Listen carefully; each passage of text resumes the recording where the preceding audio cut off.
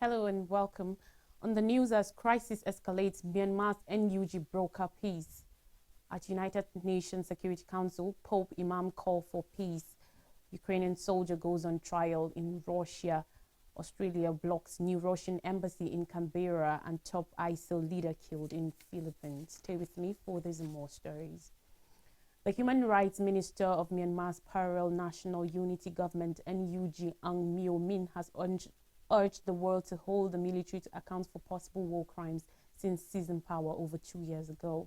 Visiting Australia, where he met advocacy groups and NGOs and spoke at universities, the minister also intended to win support for the civilian government's movement to overthrow the military regime.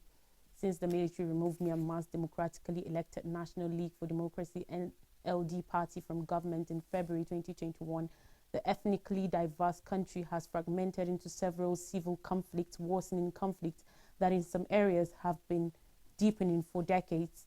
In a shift away from deposed leader Aung San Suu Kyi's stance on non-violence, the NUG instead has entered the fray by forming the so-called People's Defense Force, PDF, of civilians, sometimes training and fighting alongside established ethnic armed groups. The various civil conflicts are prepared to be worsening human rights abuses committed by the military, including the alleged bombing of civilians, which the minister described as crimes against humanity and war crimes. Cyclone Mocha last month ripped through low-lying areas of northwestern Rakhine State, destroying camps where numerous Rohingya had lived for over a decade, adding to worries about military control over humanitarian assistance in the rapidly splittering country. The NUG, formed out of the ashes of Aung San Suu Kyi's NLD, has maintained diplomatic relations with foreign governments but has yet to secure official recognition, coveted also by the generals who led the power grab. On this occasion, the first of any NUG representative to Australia, Ang Myo Min, also met the advisor to Foreign Affairs Minister Penny Wong. We have to do our best to get the recognition of the NUG as the legitimate government because we are the legitimate government, he said. Talking more about peace, Pope Francis and a leading Sunni imam have made calls for peace at the United Nations Security Council in New York, where dialogue aimed on the significance of human fraternity. The Pope, who is in hospital recovering from abdominal surgery, on Wednesday sent a statement to the UN meeting, which he said a third world war is being fought piecemeal and that humanity is suffering from a famine of fraternity. Sheikh Ahmed Al-Tayeb, the Grand Imam of Al-Azhar, the 1,000-year-old seat of Sunni learning in Cairo, said in a virtual briefing to the United Nations Council that human fraternity was the crucial to war peace, a point he and the Pope had made in a joint document released in 2019.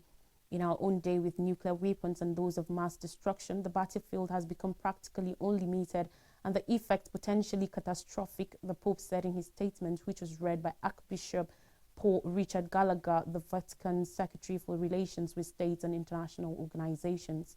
The time has come to any emphatic no to war to state that wars are not just, but only peace is just, the pontiff added in the statement.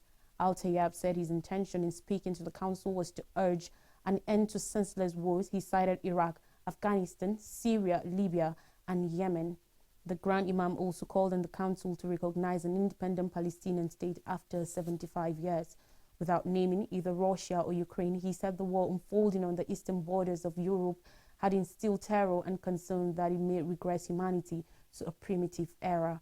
The Grand Imam said the mission pursued by Al-Azhar and the Roman Catholic Church in the 2019 document on human fraternity for world peace must be pursued by political leaders. The United Arab Emirates chose the importance of human fraternity in bringing peace as a centerpiece of its presidency of the Council this month. United Nations Secretary General Antonio Guterres called the declaration by the Pope and the Grand Imam a model for compassion and human solidarity, and urged countries and people everywhere to stand together as one human family and forge an alliance of peace rooted in the values of human fraternity. Talking Russia-Ukraine war, over 20 Ukrainian soldiers who were taken prisoner during the months-long battle to defend the prior city of Mariupol from Moscow's forces have gone on trial in southern Russia. The captured soldiers were members of the Azov Regiment, an elite Ukrainian armed forces unit that fought against Russian troops for months in the Sea of Azov port of Mariupol. After a ferocious 3-month battle that reduced most of Mariupol to ruins, the remaining Ukrainian defenders who had bunkered inside a giant steel mill surrendered to Russian forces in May 2022. The court in Russia's southern Rostov-on-Don on Wednesday began hearing cases against the Azov personnel, a military unit which Russia had described as a terrorist group. Last year in August, Russia's top court designated the Azov Regiment a former volunteer battalion with far-right roots that was officially integrated into Ukraine's army, a terrorist organization. The ruling by Russia's Supreme Court permits lengthy prison terms for the members of Azov, who Russian authorities have accused of harboring neo-Nazi and white supremacist ideology. Of the 22 defendants facing trial, 8 are women. The defendants are facing charges of involvement in a terrorist organization and taking part in action to overthrow the Russian-backed authorities in the Donetsk region. They face sentences ranging from 15 years to life imprisonment if convicted. The Red Cross said Wednesday that it has visited 1,500 prisoners of war on both sides of the conflict. The International Committee of the Red Cross, ICRC, said such visits are vital for checking detention conditions, relaying information between prisoners and their loved ones, and providing hygiene items and other personal necessities. Australia's parliament will pass legislation to stop Russia from building a new embassy in Canberra because of fears about national security. Anthony Albanese, Prime Minister, said the legislation will cancel Russian lease on the site in the capital based on the advice of security agencies. The government has received very clear security advice as to the risk presented by a new Russian presence too close to Parliament House, Albanese said, according to reports. We are acting quickly to ensure the lease site does not become a formal diplomatic presence. The step follows long-running litigation over the site after Australia's federal court ruled last month that an eviction order made by the National Capital Authority, NCA, a government body tasked with the planning of the city, was invalid. Russia bought the lease in Canberra's diplomatic quarter in 2008 and had plans for construction approved in 2011. Under the terms of the agreement, work was supposed to be completed within 3 years, but the embassy remains only partially built. The NCA then decided to terminate the Russian lease, citing that ongoing unfinished works detracts from the overall aesthetic importance and dignity of the area reserved for diplomatic missions. The termination of the lease has no impact on Russia's existing embassy, which is in the former Soviet Union embassy in the suburb of the Griffith, further away from Parliament House. Home Affairs Minister Claire O'Neill said the principal problem with the proposed second Russian embassy was its location, because the site sits directly adjacent to Parliament. No embassy will be allowed to be built there, she said. Albanese said his government anticipated a response from Russia over the decision and that they will await what response occurs. Now, on the southern island of Mindanao in the Philippines in Marawi, 2 rented apartments a few streets apart are perforated with fresh bullet holes. The tenants who arrived 2 months ago at the first apartment and last week at the second were women with young children, and the interiors are strewn with the debris of domestic life, baby clothes, kitchen utensils, pram. But in the early hours of Wednesday morning, the loudspeaker at a nearby mosque warned residents to stay inside as more than 100 officers from the 5 Philippine Army and police battalions stormed both locations, leading to an exchange of fire that ended the lives of 2 senior fighters from the ISIS-linked Dala Islamia Maut group who were hiding in the flats. The attacks aimed 2 of the region's most senior ISIL-affiliated fighters, Abu Zakaria, the head of DI Maut, and the so-called emir of ISIL in Southeast Asia, according to Philippine military, and Abu Musid, the Dimut group's logistics mastermind. The deaths have left the group without a leader and reduced its local footprint to a retreating band of mostly child soldiers, according to a source in the Philippine military on condition of anonymity. But the bloodshed also left locals reeling in Marawi, much of which still lies in ruins from the devastating 5-month siege that followed Dimaut's seizure of the city in 2017. In the house where Abu Musid was killed, the family that unknowingly rented him the property pointed out the bloodstains and brain matter mixed with broken concrete on the floor. Neighbors reported seeing soldiers remove unharmed the female tenant and 3 children from the apartment, with Abu Zakaria as well as one of the 2 women claiming to be sisters who rented the house where Abu Mosid was killed. However, a second woman and her baby living at the property had already absconded, according to the landlady and her family. Meanwhile, at a military base in Marawi, officers were exhausted but enthusiastic about the outcome. On economy, Canada probes Communist freezes ties with AIIB. Canada has said it's freezing ties with the China-led Asian Infrastructure Investment Bank, AIIB, while it investigates claims by a former senior member of staff that the institution is dominated by the Chinese Communist Party. Chrystia Freeland, finance minister, announced the move on Wednesday after Canadian Bob Pickard, the AIIB's global communications director, resigned from his job and criticized the bank as dominated by the Communist Party. Freeland said she did not rule out any outcome of the investigation, a hint that Ottawa could pull out of a bank it officially joined in March 2018. The government of Canada will immediately hold all government-led activity at the bank, and I have instructed the Department of Finance to lead an immediate review of the allegations raised and of Canada's involvement in the AIIB, Freeland said, according to reports. The AIIB, seen by some as a Chinese rival to the World Bank and Asian Development Bank, was founded in 2016 to finance railways and other infrastructure. It has 106 member governments, including most Asian countries and Australia, Canada, Russia, France, and the United Kingdom. Neither Japan nor the United States are members. The AIIB rejected 58-year-old Pickard's criticism as baseless and disappointing and said it was proud of a staff representing 65 different nationalities. The Chinese embassy in Ottawa said the claims were pure sensationalism and a complete lie. Pickard, who worked with the Beijing-based AIIB for 15 months, said on Twitter that resigning was his only option. As a patriotic Canadian, he complained the bank was dominated by Communist Party hacks who were like an in-house KGB or Gestapo or Stasi, the secret police of the Soviet Union, Nazi Germany, and Communist-era East Germany.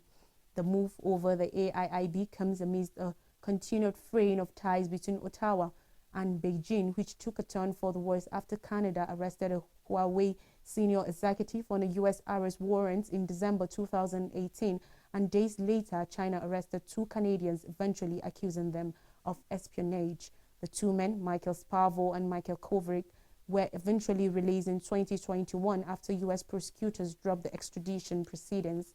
As the world's democracies work to de-risk our economies by limiting our strategic vulnerabilities to authoritarian regimes, we must likewise be clear about the means through which these regimes exercise their influence around the world, Freeland said as she announced the investigation into the AIIB. In Africa, governor killed as chaos spreads in Sudan. A regional governor has been killed after publicly blaming the deaths of the civilians on Sudan's paramilitary Rapid Support Forces, RSF, amidst an expansion of the country's almost 2-month-old war into cities in the west of the country. Kamis Abakar, West Darfur State Governor, was killed on Wednesday, an armed group he commanded said hours after he accused the RSF and allied fighters of genocide. Details on his death were unavailable, but it was reported that 2 government sources said the RSF was responsible for the killing. The RSF did not immediately respond to a request for comment. The governor of the Darfur region, Mini Al-Komnawi, said the slain provincial governor of West Darfur was abducted and killed hours after giving an interview. On Wednesday, the United Nations said that the conflict in Sudan had displaced more than 2 million people, and escalating attacks in Darfur could amount to crimes against humanity. Stay with me for more stories after this time out.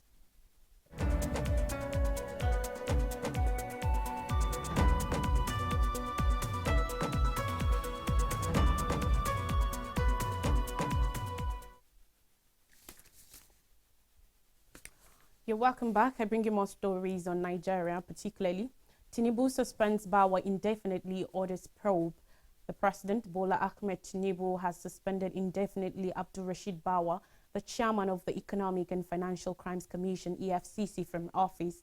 Willie Bassi, the Director of Information in the Office of the Secretary to the Government of the Federation, who stated this on Wednesday, revealed that the suspension was meant to ensure investigations into weighty allegations of abuse of office against the suspended EFCC boss. Ex-President Muhammadu Buhari had in February 2021 appointed Bawa as the EFCC chairman following the removal of his predecessor Ibrahim Magu over allegations of corruption. Based on Buhari's letter to the Senate, Bawa 40 is a trained EFCC investigator with vast experience in the probe and prosecution of advance fee fraud cases, official corruption, bank fraud, money laundering, and other economic crimes. Adding that he has undergone several specialized trainings in different parts of the world and was one of the pioneer EFCC cadet officers in 2005. Bawa holds a BSc degree in economics and masters in international affairs and diplomacy. On Wednesday, in a statement, Bassi said Bawa had been suspended and been directed to quickly hand over to the Director, Operations in the Commission pending the conclusion of the investigation. Reports of Bawa's sack came hours after Tinubu received the EFCC boss in audience at the presidential villa on Wednesday. It was his second meeting with the anti-graft agency's chief since assuming office on May 29th. And still on the news, Senate places Welfare Committee adjourned sitting. Yesterday, the 10th Senate resumed legislative activities after members emerged from a closed-door session and instantly adjourned till July 4th to enable the new committee set up discharge their responsibilities. The executive session lasted for over 3 hours, after which Senate President Godswill Akpabio took the opening prayers to declare the session open. The two chambers of the National Assembly resolved to officially tell President Bola Ahmed Tinubu of their inauguration and election of preceding officers. The Senate, which equally informed the African Union, AU, and other international parliamentary bodies that it was now open for legislative work, congratulated the House of Representatives on its successful inauguration and informed the House that the Senate too was now in session. That was as the minority caucus of the Senate resolved to work harmoniously with the newly elected preceding officers in the overall interest of the country. Arewa Consultative Forum ACF also congratulated Akpabio on his election as Senate President and urged him to ensure inclusiveness in the National Assembly. However, ACF said the North deserved the office of the Senate President given the volume of votes it gave to APC. At the same time, the Nigeria Labour Congress NLC enjoined members of the newly inaugurated National Assembly to live up to their oath of office and avoid being an appendage of executive arm of government. The Senate yesterday set up a 15-member welfare committee chaired by Senator Issa Jibrin, APC Kogi East, to make arrangements for senators to settle down. The resolutions followed motions moved by the Deputy Senate President, Senator Barrow Jibrin, APC Kano North, which were considered and adopted. The Senate adjourned plenary till July 4th to allow the management and its welfare committee arrange for allocation of offices and seats to senators, among other things. The recess was also to enable them to observe the forthcoming Muslim Eid al-Kabir holiday. Meanwhile, the minority caucus of the Red Chamber resolved to work with the newly elected preceding officers in the overall interest of the country. Senator Abdul Ningi, who briefed newsmen after the minority caucus meeting, said all the senators spoke frankly during the executive session and agreed to work as a team by seeing themselves as senators of the Federal Republic of Nigeria. And finally, on the news, federal government to start payment of student loan in September. The federal government has said it was working out modalities to begin student loans in September and October 2023. Andrew David Adejo, the Permanent Secretary, Federal Ministry of Education, revealed this in Abuja yesterday while briefing journalists on the bill signed into law by President Bola Tinubu a few days ago. Tinubu had assented the student loan bill in fulfillment of a pledge he made during the electioneering campaign. The student loan bill, sponsored by the Speaker of the 9th House of Representatives, Femi Gbajabiamila, provides for interest-free loans to indigent Nigerian students. The law is to provide easy access to higher education for indigent Nigerians through interest-free loans from the Nigerian Education Loan Fund, the Permanent Secretary said. Adejo noted that Tinubu has also approved a committee made up of ministries and agencies to see to the fruition of the loan scheme, saying the bill is to make sure that every Nigerian has access to higher education through what we call the Higher Education Nigerian Bank. The Permanent Secretary for the said government will create a specialized bank for the operation of the loans, noting that there will be a tracking system for efficient run of the loan scheme. He also said it will cover both students in private and public institutions, adding that the government will create a new bank for it. To refresh our memories, as crisis escalates, Myanmar's NUG broker peace. At United Nations Security Council, Pope Imam call for peace. Ukrainian soldier goes on trial in Russia. Australia blocks new Russian embassy in Canberra, and top ISIL leader killed in Philippines. I am Lois Turaki. Thanks for watching.